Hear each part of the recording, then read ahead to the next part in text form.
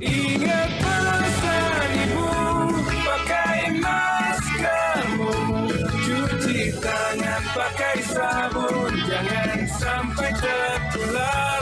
Ingat selalu pesan ibu, jaga jarakmu, hindari kerumunan, jaga keluargamu.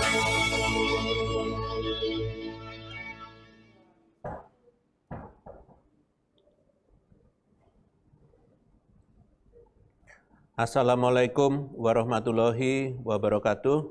Selamat sore, salam sejahtera untuk kita semuanya. Pada sore hari ini kami ingin menyampaikan tentang perkembangan penanganan COVID-19 di Indonesia tanggal 15 Oktober. Pada saat sekarang terjadi penambahan kasus positif sejumlah 4.411, di mana jumlah kasus aktifnya adalah 63.231 atau 18,1%, di mana kasus aktif dunia adalah 22%. Jadi kita di bawah kasus aktif dunia. Sedangkan jumlah kasus sembuh adalah 273.661 atau 78,4%, di mana angka ini lebih tinggi dari kasus sembuh dunia 75,1%. Sedangkan jumlah kasus meninggal kumulatif adalah 12.268 atau 3,5%, dan persentase ini masih lebih tinggi sedikit daripada kasus meninggal di dunia, yaitu 2,82%. Kami ingin menyampaikan tentang perkembangan penanganan COVID-19 di 10 provinsi prioritas. Kami prihatin bahwa kasus aktif secara nasional masih mengalami peningkatan. Namun, jika dilihat dari persentase kontribusi 10 provinsi prioritas ini terhadap jumlah kasus nasional, cenderung mengalami penurunan. Pada 27 September, persentase kasus aktif di 10 provinsi menyumbangkan 67,62% dari kasus aktif nasional. Kemudian pada tanggal 4 Oktober, persentase menurun menjadi 66,38%, dan kemudian pada tanggal 11 Oktober mencapai 65,64%. Ini adalah kabar baik dan perlu untuk terus ditekan, sehingga persen kontribusi kasus aktif di 10 provinsi prioritas ini dapat semakin menurun. Jika dilihat dari kasus sembuh, terjadi peningkatan baik di tingkat nasional maupun di 10 provinsi prioritas. Namun, persentase kontribusi kesembuhan di 10 provinsi prioritas terhadap kesembuhan nasional mengalami penurunan. Pada 27 September, 79,35% dari kesembuhan nasional berasal dari 10 provinsi prioritas. Kemudian menurun pada tanggal 4 Oktober menjadi 77,64%. Dan terakhir, 11 Oktober menjadi 76,81%. Tingkat kesembuhan ini harus selalu ditingkatkan, baik di 10 provinsi prioritas maupun di tingkat nasional. Di 10 provinsi prioritas, diharapkan untuk dapat berkontribusi lebih tinggi lagi dalam angka kesembuhan nasional. Sedangkan kasus meninggal juga masih terjadi peningkatan baik di tingkat nasional maupun 10 provinsi prioritas. Dan ini cenderung mengalami penurunan. Pada tanggal 27 September, kontribusi kasus meninggal dari 10 provinsi prioritas ini adalah 80,18% dari kasus kematian nasional berasal dari 10 provinsi prioritas ini. Kemudian pada tanggal 4 Oktober menurun menjadi 79,18%, dan pada tanggal 11 Oktober kembali menurun menjadi 78,71%. Ini adalah perkembangan yang baik, menandakan bahwa 10 provinsi prioritas kontribusi kematiannya menurun terhadap angka kematian nasional setiap minggunya. Kami mohon agar angka kasus meninggal betul-betul dapat ditekan hingga tidak ada penambahan kasus sama sekali. Perkembangan positif yang dicapai di minggu ini, mohon agar terus dipertahankan hingga tidak ada kematian baru setiap minggunya. Penanganan kasus COVID-19 di 10 provinsi ini memang berbeda-beda perkembangannya. Secara umum dapat kami sampaikan bahwa perkembangan penanganan dapat dikatakan baik jika dilihat dari perkembangan persentase kasus aktif, kasus sembuh, dan kasus meninggal. Untuk persentase kasus aktif, ini cenderung mengalami penurunan pada seluruh provinsi, kecuali Jawa Tengah dan Papua yang mengalami peningkatan. Kemudian, jika dilihat dari persentase kasus sembuh, cenderung mengalami peningkatan pada seluruh provinsi, namun juga mengalami penurunan pada Jawa Tengah dan Papua. Persentase kematian cenderung stagnan, beberapa provinsi sempat mengalami kenaikan, namun kembali menurun pada pekan terakhir. Hanya Provinsi Bali yang mengalami kenaikan persentase kematian selama 2 minggu terakhir. Untuk itu, kami perlu memberikan perhatian lebih pada Jawa Tengah, Papua, dan Bali yang akan kami jelaskan perkembangannya secara lebih detail. Di Jawa Tengah, terjadi sedikit peningkatan pada kasus aktif dari 22,49 pada tanggal 27 September, kemudian meningkat menjadi 23,17% pada 4 Oktober, dan menjadi 23,94% pada 11 Oktober. Hal ini terjadi karena Jawa Tengah sedang gencar memfokuskan pada peningkatan pemeriksaan COVID-19, sehingga jumlah orang yang terkonfirmasi COVID-19 meningkat pada 2 pekan terakhir. Untuk kesembuhan, Jawa Tengah mengalami sedikit penurunan sebesar 0,34% dan 0,4% terjadi masing-masing pada tanggal 4 Oktober dan 11 Oktober. Meskipun angkanya kecil, kesembuhan harus tetap dijaga untuk selalu meningkat.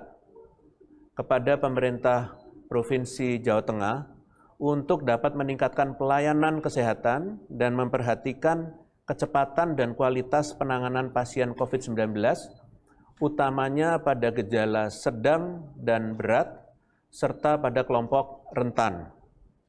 Hal ini adalah kunci untuk meningkatkan angka kesembuhan dan menekan angka kematian. Di Papua, terjadi peningkatan kasus aktif yang cukup signifikan. Kasus aktif di Papua ini adalah sebesar 35,7% pada tanggal 27 September, kemudian meningkat menjadi 39,42% pada tanggal 4 Oktober, dan menyentuh angka 40% menjadi 43,35%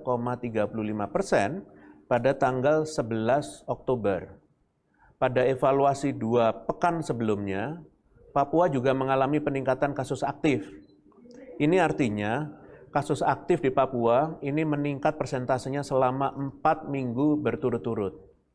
Jadi jika dilihat dari persentase kesembuhan, Papua juga mengalami perkembangan yang kurang baik.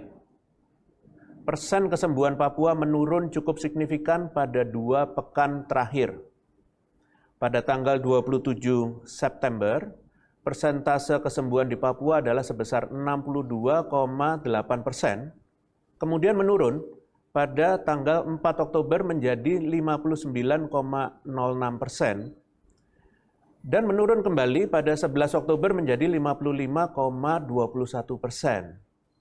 Sementara, dari persentase meninggal, Papua sempat mengalami peningkatan persen meninggal pada 4 Oktober, dari yang sebelumnya 1,34% pada 27 September menjadi 1,52%.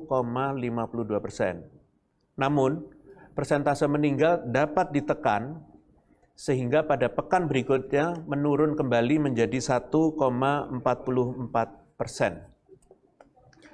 Peningkatan kasus aktif dan penurunan kesembuhan ini selain disebabkan oleh terjadinya transmisi lokal, juga disebabkan oleh pelaksanaan kegiatan penelusuran kontak atau tracing, pemeriksaan spesimen atau testing, dan penanganan di pelayanan kesehatan treatment yang kurang.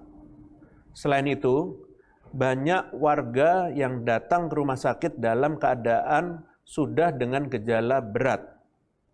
Hal ini menyebabkan pasien menjadi kurang efektif dan menurunkan kemungkinan pasien tersebut untuk sembuh. Walaupun pemerintah daerah di Papua telah berkoordinasi dengan pemerintah pusat 2 minggu yang lalu, kami terus mendorong agar pelaksanaan tracing, testing, dan treatment tetap dilakukan dengan masif dan baik. Kami juga meminta agar pemerintah daerah juga menegakkan dengan tegas pelaksanaan protokol kesehatan dengan disiplin, yaitu memakai masker, menjaga jarak, dan mencuci tangan. Terakhir, kami masih prihatin bahwa persentase kematian di Bali terus mengalami peningkatan selama 2 pekan terakhir. Pada tanggal 27 September, persentase kematian di Bali adalah 2,97%. Kemudian meningkat pada 4 Oktober menjadi 3,11%. Dan meningkat lagi pada 11 Oktober menjadi 3,17%. Peningkatan kualitas rumah sakit rujukan dan ditambahnya fasilitas isolasi mandiri ataupun rumah sakit darurat ini perlu dilakukan untuk dapat membantu menekan angka kematian. Kepada warga Bali, kami mohon jika mengalami gejala COVID-19 untuk segera memeriksakan diri agar dapat ditangani sedini mungkin. Selanjutnya, kami ingin menyampaikan tentang kondisi bencana alam di masa pandemi, karena secara geologis dan hidrologis Indonesia ini merupakan wilayah rawan bencana alam. Pemerintah daerah dan masyarakat kami ingatkan untuk mewaspadai musim penghujan yang akan berlangsung selama 6 bulan ke depan. Pengaruh dari fenomena alam La Nina pada bulan-bulan ke depan ini akan berdampak pada peningkatan intensitas hujan sampai dengan sebesar 40% di atas rata-rata dan berpotensi memicu terjadinya bencana alam hidrometeorologi yang meliputi banjir, banjir bandang, longsor, angin kencang, serta puting beliung. Bahaya bencana alam ini sayangnya akan dihadapi oleh banyak masyarakat Indonesia di tengah kondisi pandemi COVID-19 yang cukup menyulitkan dan membawa bahaya tersendiri pada keselamatan masyarakat. Satgas menghimbau Pemda untuk meningkatkan koordinasi dengan BNPB dan BPBD, TNI, dan Polri, serta lembaga terkait lainnya sebagai langkah antisipasi. Kita harus betul-betul siap siaga sebelum itu terjadi. Upaya mitigasi yang dapat dilakukan berkaca pada pengalaman menghadapi bencana alam pada tahun-tahun yang lalu, itu meliputi perbaikan tata kelola air dari hulu ke hilir, serta optimalisasi danau, embung, sungai, dan kanal untuk betul-betul dapat mengantisipasi debit air yang berlebih pada masa-masa yang akan datang ini. Satgas juga menghimbau Pemda bersama pihak lain yang terkait dalam upaya mitigasi bencana agar dapat menyiapkan contingency plan, karena saat ini mitigasi bencana harus disesuaikan dengan bencana non-alam, yaitu pandemi COVID-19 yang masih berlangsung. Contingency plan dan mitigasi risiko harus dipersiapkan dengan matang untuk meminimalisir kerugian bahkan korban jiwa pada sektor terdampak, termasuk memastikan lokasi pengungsian yang akan digunakan untuk dapat meminimalisir risiko penularan COVID-19, logistik, serta perangkat dan fasilitas kesehatan. Terkait hal tersebut, Satgas berharap tempat-tempat pengungsian dapat direkayasa dengan baik agar selalu dalam keadaan layak dan bersih, sehingga dapat mengurangi potensi penularan COVID-19 serta penyakit-penyakit lainnya. Bagi masyarakat, apabila memungkinkan, agar dapat menghindari lokasi pengungsian di tenda jika tidak terpaksa. Selain itu, manfaatkan tempat-tempat penginapan yang terdekat sebagai lokasi pengungsian. Di pengungsian harus dipastikan masyarakat mempunyai masker cadangan, hand sanitizer, dan alat makan pribadi, serta tempat evakuasi yang didesain untuk dapat menjaga jarak dan harus selalu ada petugas kesehatan di sekitar pengungsian. Kami meminta pada pemerintah daerah, khususnya di daerah rawan bencana, untuk segera menyiapkan segala peralatan dan fasilitas sesuai dengan protokol kesehatan. Bagi masyarakat, tetap patuhi protokol kesehatan 3M, memakai masker, mencuci tangan, dan menjaga jarak selama berada di lokasi pengungsian. Ingat, protokol kesehatan merupakan langkah yang penting untuk melindungi diri kita dan orang-orang terdekat dari COVID-19. Pemerintah daerah juga harus melakukan monitoring yang ketat, termasuk testing dan tracing jika dibutuhkan di lokasi pengungsian.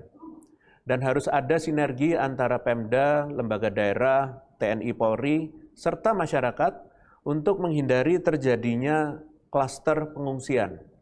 Mohon bagi daerah yang rawan bencana tersebut agar segera menghubungi BNPB atau BPBD untuk mempersiapkan dan mengadakan segala perangkat, peralatan, dan fasilitas yang dibutuhkan. Selanjutnya, Satgas ingin memberikan kabar baik bagi masyarakat. Pemerintah saat ini sedang mempersiapkan vaksin sebagai bentuk intervensi medis untuk meningkatkan imunitas tubuh terhadap virus COVID-19 dan dapat menyokong usaha menuju ketahanan kesehatan. Dalam rangka mempersiapkan diri, maka masyarakat perlu mengetahui beberapa istilah terkait vaksinasi agar tidak menimbulkan kesalahpahaman informasi. Pertama, apa itu vaksin? Banyak orang yang menanyakan apa itu vaksin, perlu kami jelaskan bahwa vaksin itu adalah sebuah produk zat yang dimasukkan ke dalam tubuh manusia dan ini akan menstimulasi imun sistem yang ada di tubuh manusia untuk akhirnya bisa memproteksi, melindungi manusia tersebut dari penyakit yang sedang kita lawan. Dalam hal ini adalah COVID. Apa itu vaksinasi? Kalau tadi vaksin, apa itu vaksinasi? Vaksinasi itu adalah suatu prosedur untuk memasukkan vaksin ke dalam tubuh, biasanya disuntikkan, untuk menstimulasi sistem imun tubuh dan akhirnya bisa memproduksi imunitas terhadap suatu penyakit. Sedangkan apa itu imunisasi? Kalau tadi vaksinasi, sekarang apa itu imunisasi? Imunisasi itu sendiri adalah suatu proses memampukan tubuh sehingga akhirnya terproteksi dari suatu penyakit melalui proses vaksinasi tersebut. Jadi selanjutnya orang akan bertanya, apa itu imunitas? Imunitas sebenarnya adalah kemampuan tubuh untuk memerangi penyakit. Dengan demikian, apabila terjadi imunisasi, akan terbentuk imunitas dan akhirnya kita bisa terlindungi. Saat ini terdapat beberapa jenis vaksin yang sedang dipersiapkan oleh pemerintah, yaitu ada Sinovac, ada Sinopharm, CanSino, AstraZeneca, dan juga Genexin. Sebelum nantinya vaksin-vaksin tersebut diproduksi secara massal dan diberikan kepada masyarakat, baik itu diproduksi di luar negeri maupun di dalam negeri, terdapat berbagai tahapan pengembangan yang harus diikuti oleh setiap produsen vaksin, entah itu luar negeri maupun di dalam negeri. Tahapan-tahapan ini secara umum sebenarnya bertujuan untuk memastikan keamanan pada manusia atau masyarakat, termasuk juga menentukan rentang dosis yang aman untuk digunakan. Saya ulangi sekali lagi, keamanan vaksin bagi masyarakat itu adalah menjadi prioritas dan tugas utama pemerintah. Walaupun vaksin akan dipersiapkan untuk diproduksi dalam jangka waktu yang dekat, kita tidak boleh terlena dengan ini.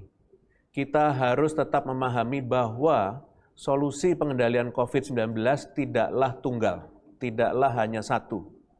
Saat ini, hal yang terbaik yang dapat kita lakukan adalah menegakkan protokol kesehatan, karena upaya ini adalah upaya yang paling sederhana, tapi berdampak sangat besar.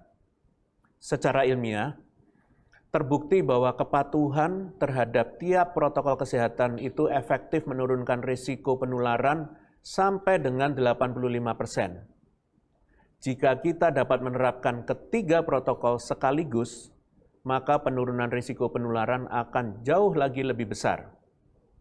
Adaptasi perubahan perilaku ini memanglah tidak mudah, oleh karena itu, perlu adanya kerjasama antar elemen masyarakat dalam upaya pengendalian COVID-19, termasuk dalam persiapan program vaksinasi yang akan kita hadapi.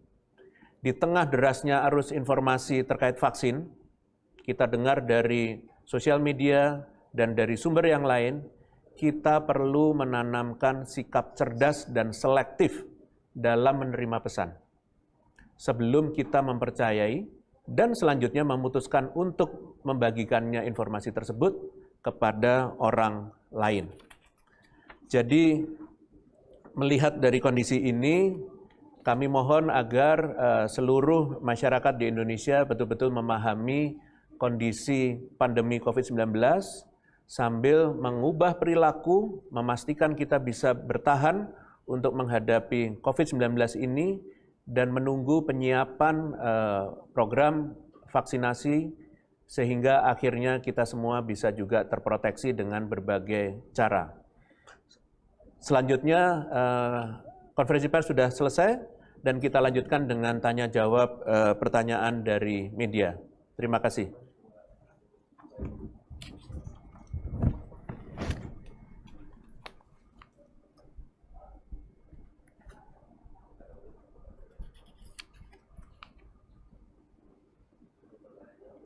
Silakan kalau ada pertanyaan. Baik Prof, ada beberapa pertanyaan dari media. Yang pertama dari Leni dari Suara Pembaruan. Apa tanggapan pemerintah terhadap kekhawatiran bahwa vaksin yang akan mulai disuntik nanti tidak aman? Kemudian apa jaminan keamanan vaksin dari pemerintah dan bagaimana BPOM memastikan vaksin yang diberikan November nanti aman? Ya, baik. Terima kasih pertanyaan dari Suara Pembaruan. Jadi pada prinsipnya pengawalan pengadaan vaksin ini selama ini dilakukan oleh Badan POM.